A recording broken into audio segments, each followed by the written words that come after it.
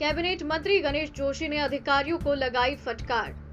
मसूरी पहुंचे प्रदेश के कैबिनेट मंत्री गणेश जोशी ने आज माल रोड का निरीक्षण किया और उसके बाद नगर पालिका परिषद के सभागार में जल संस्थान मसूरी, वन प्रभाग मसूरी, देहरादून विकास प्राधिकरण जल निगम, वन विभाग, स्वास्थ्य विभाग सहित संबंधित विभागों के साथ बैठक कर शहर के विकास कार्यों को लेकर जानकारी दी।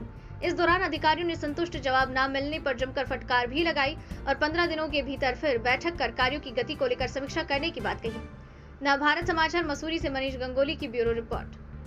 इसको करा जाए ताकि जो बसेस यहाँ पे आके बॉटल नेक में फंस जाती थी उससे जाम से राहत मिलेगा।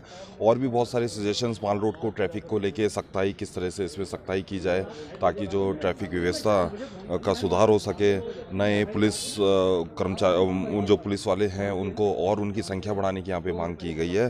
साथ ही जितनी भी डंपिंग हमारा रोड साइड पड़ा हुआ है, आप देखेंगे कि रोड के किनारे इतना सारे वो पड़े हुए हैं, बिल्डिंग मटेरियल पड़ा हुआ है, इसको हटाने के कड़े निर्देश इन लोगों को किया गया है। साथ ही जल निगम जल स्थान को भी जो भी यहाँ पे खुदाई का कार्य हो रहा है उसको जल्द 2-3 दिन में पूरा करके पर्यटक सीजन जो आ रहा है उसके लिए व्यवस्था सुचारू करने के निर्देश दिए। बहुत हालत ख़राब है, आप देखेंगे टीरी बस स्टैंड से मलिंगाड़ तक पूरा स्लम बन चुका है, बिल्डिंग मटेरियल जगह जगह पड़ा हुआ है।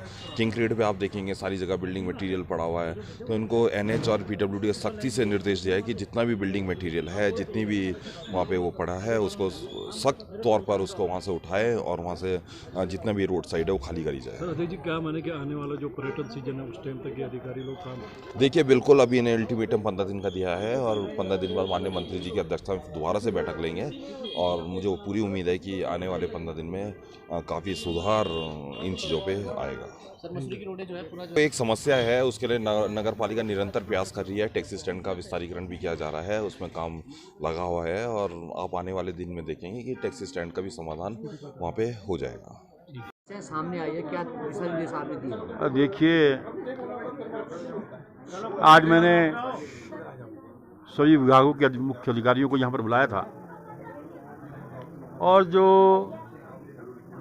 एक मसूरी की जो पेयजल योजना जिसको यमुना से पानी ला रहे हैं उसकी डिस्ट्रीब्यूशन लाइन के कारण सबसे ज़्यादा दिक्कत मसूरी वासियों को आ रही है। अभी मैंने 2 दिन पूर्व इनके MD सारे अधिकारी अपने विधानसभा में बुलाए थे।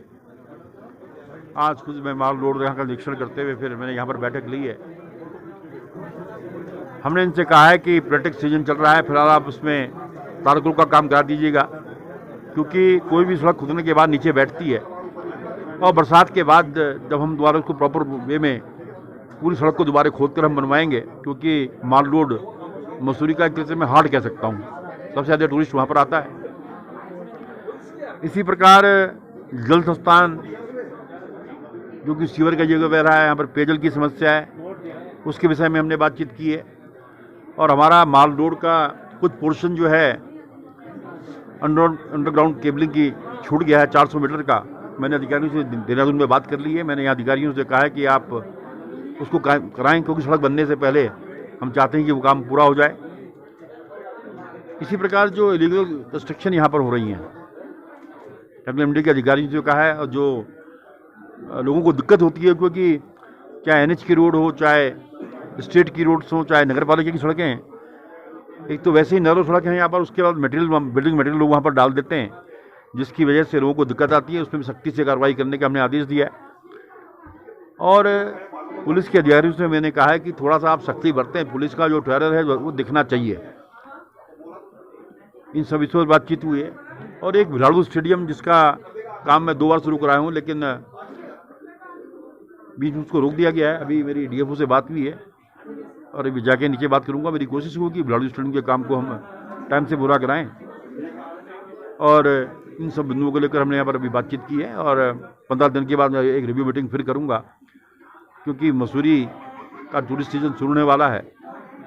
15-20 दिन बाद यहाँ पर टूरिस्ट भारी मात्रा में आएगा और यहाँ की सड़कें ठीक नहीं होंगी, यहाँ की पेयजल की व्यवस्था ठीक नहीं होगी तो एक गलत इंप्रेशन लेकर लोग यहाँ से जाएंगे।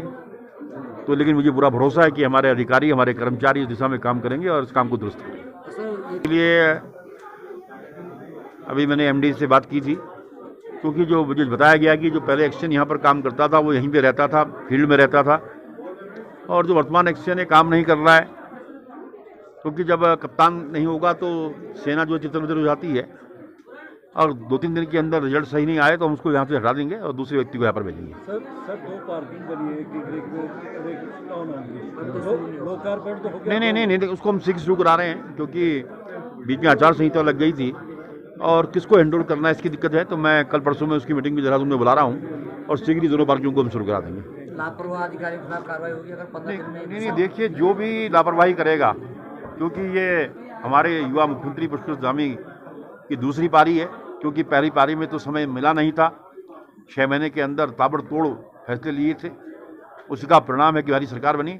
लेकिन आज टीम पुष्कर धामी पूरी ईमानदारी से काम कर रही है और कहीं पे कोई अधिकारी कर का पाया जाएगा उसके खिलाफ कार्रवाई होगी। डॉक्टर का प्रकरण एक सामने आया, मैंने आज कह दिया, आज हमने उसका वेतन काटने के लिए कह दिया एक दिन का पहला, क्योंकि पहला मौका है, हम किसी का बुरा नहीं करना चाहते हैं, क्योंकि मैं खुद मौके पर गया था, गलत जानकारी दी गई थी, उसका एक दिन का वेतन हम काटेंगे और मैंने उसको उसकी जगह दूसरा डॉक्टर भेजने के लिए वहाँ पर कहा है। आईएएस जो पंकज पांडे उनका प्रकरण भी प्रदेश में चल रहा है। देखिए उसको क्योंकि उसको माननीय मुख्यमंत्री जी के मामले के संज्ञान में वो मामला है और जो न्यायोचित कार्रवाई होगी उसमें भी होगी।